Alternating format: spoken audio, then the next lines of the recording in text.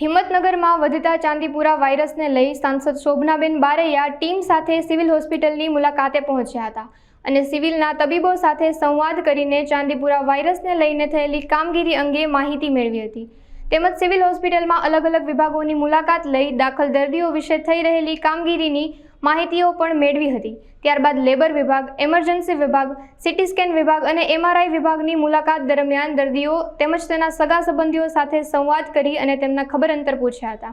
આ સાથે ચાંદીપુરા વાયરસથી વધુ કેસો આવે તો તેના માટે કરેલી વ્યવસ્થા સ્થળની મુલાકાત પણ તેઓએ લીધી હતી। સિવિલ હોસ્પિટલની મુલાકાત લીધી। જે ચાંદીપુરા વાયરસ છે એના માટે મેં જોયું હતું કે રોગ ફેલાઈ રહ્યો છે, પણ અહીંયા આવીને જોયું તો જે સસ્પેક્ટેડ બાળકો હતા એમાંથી એકનું સેમ્પલ મોકલેલું છે, બેને રજા આપેલી છે। કુલ 8 બાળકો હતા, એમાંથી 6 બાળકોના આઈ થિંક મૃત્યુ થયા છે અને ડૉક્ટર્સ પણ ટીમ સારું કામ કરી રહી છે અને આજે હું અહીંયા આવી ત્યારે અવેરનેસ પણ જોવા મળી છે અને વાલીઓને અથવા જનતાને પણ હું કહેવા માગું છું કે આપણે પણ થોડી અવેરનેસ રાખીએ, સ્વચ્છતા રાખીએ,